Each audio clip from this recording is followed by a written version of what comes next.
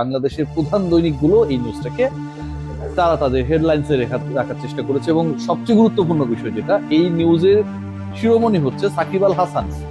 যেই সাকিব আল হাসানের ইন্টারন্যাশনাল ক্যারিয়ারকে আমরা মোটামুটি শেষ হিসেবে পরিগণিত করেছি, একটা ফুল স্টপ দিয়ে দেওয়া হয়েছিল, সেই সাকিব আল হাসানের জন্য জাতীয় দলের দরজা এখনো খোলা। এই কথাটা বলা হচ্ছে সাকিব সম্পর্কে বাংলাদেশ ক্রিকেট বোর্ড থেকে।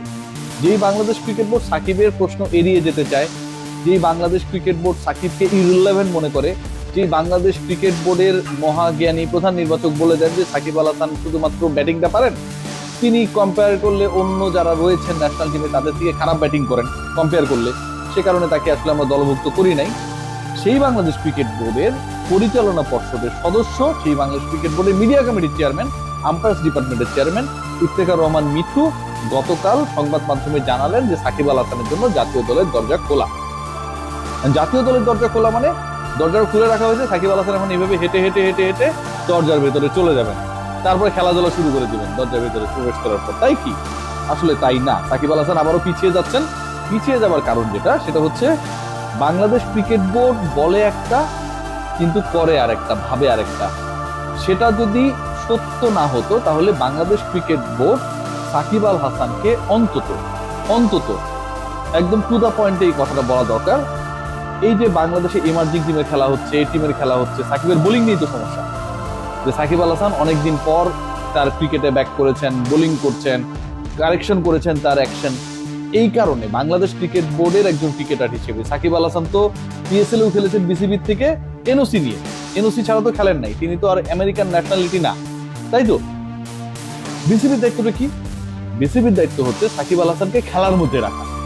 সাকিব আল হাসান পিএসএল এ খেলেছেন, সাকিব আল হাসান অন্য যে ফ্র্যাঞ্চাইজি লিগগুলো রয়েছে সেখানে খেলেছেন, তো সাকিব আল হাসানের কারেকশন তিনি করছেন।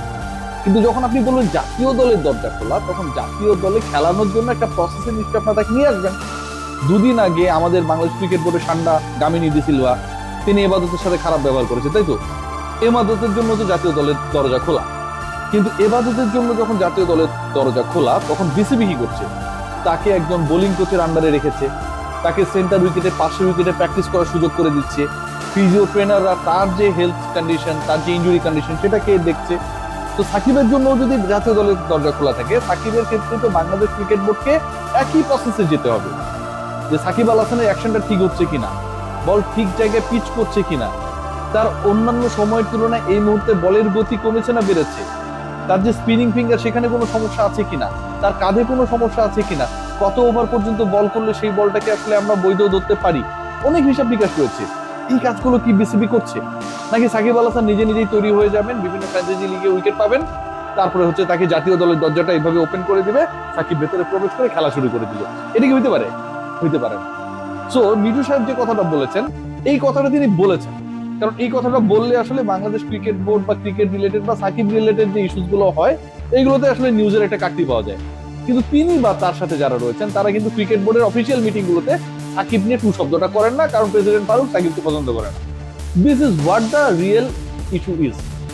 একজন ক্রিকেটার, আমার আবারও প্রশ্ন, সেই মানুষটা সাকিব আল হাসান হোক বা সেই মানুষটা হচ্ছে রুবেল হোসেন হোক, যে কেউ হতে পারে, আমার প্রশ্নের জায়গাটা হচ্ছে তিনি যদি কোনো অপরাধ করেন ক্রিকেটের বাইরে, তিনি যদি কোনো খারাপ কাজ করেন ক্রিকেটের বাইরে, তিনি যদি কোনো ব্যবসা করেন, 2 নম্বরই করেন ক্রিকেটের বাইরে, সেইটা দেখার দায়িত্ব তো ক্রিকেট বোর্ডের। ক্রিকেটার সাকিব আল হাসানের যদি কোনো ফল্ট না থাকে, তাহলে ক্রিকেটার সাকিব আল হাসানের পরে তো তার ক্রিকেট বোর্ড থাকবে। এখনো তো এই ক্রিকেট বোর্ডের কাছ থেকে অনাপত্তিপত্র, এনওসি, নো অবজেকশন সার্টিফিকেট নিয়ে সাকিব আল হাসান খেলছেন। এখনো তো সাকিব আল হাসান রেডি রাখছেন নিজেকে বাংলাদেশের হয়ে খেলার জন্য। এখনো তো সাকিব আল হাসান, ভাই এটা সত্য যে বাংলাদেশ থেকে অনেকেই যখন নিজেদের গা বাঁচানোর জন্য পালাইতে গিয়ে এয়ারপোর্টে ধরা খান, সাকিব আল হাসান তখন বাংলাদেশে ব্যাক করতে চান, নিরাপত্তা চান। কেন চান? এখানে এসে তো নিশ্চয়ই মিস্টার হিরু সাহেবের সাথে ব্যবসা করার জন্য সেটা যাচ্ছেন না, খেলার জন্য যাচ্ছেন। স্টেটমেন্ট পর্যন্ত দিয়েছেন ছাত্র আন্দোলনের সময় তার ভুল নিয়ে, তাই তো? অন্যরা যখন পালাতে ব্যস্ত, অন্যরা যখন বিদেশে যেতে ব্যস্ত, তখন সাকিব আল হাসান বাংলাদেশে ঢুকতে চান, খেলতে চান। সেই সাকিব আল হাসানকে নিয়ে তার প্রিয় ক্রিকেট বোর্ড তারা প্রপারলি কোনো কথা বলে না। তারা যে কথাগুলো বলে সেই কথাগুলো তারা নিজেরা মানে না, বিশ্বাস করে না।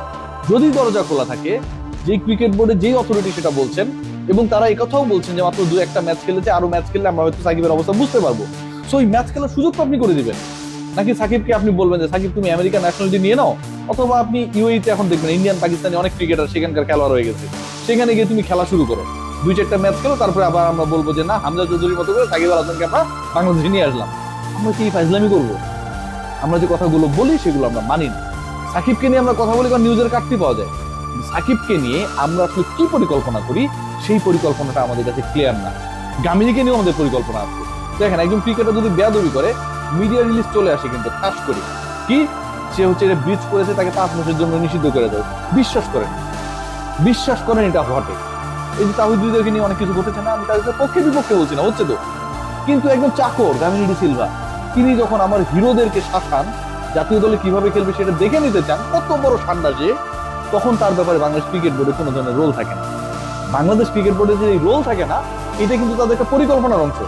কারণ গামিনী ডি সিলভা বিদেশি, নামের শেষে ডি সিলভা আছে, সামনে গামিনী আছে, তাকে কোনো কিছু করা যাবে না, এটাই পরিকল্পনা। সাকিব আল হাসান তো আমার লোকাল প্রোডাক্ট, তাকে আমি যা খুশিকে তা বলতে পারি। কখনো বলতে পারি যে সে খারাপ লোক, কখনো বলতে পারি তাকে আমার খুবই দরকার, কখনো বলতে পারি সে আমাদের কিংবদন্তি। আমাদের মতো হিপোক্রেট এই দুনিয়া আর কেউ নেই।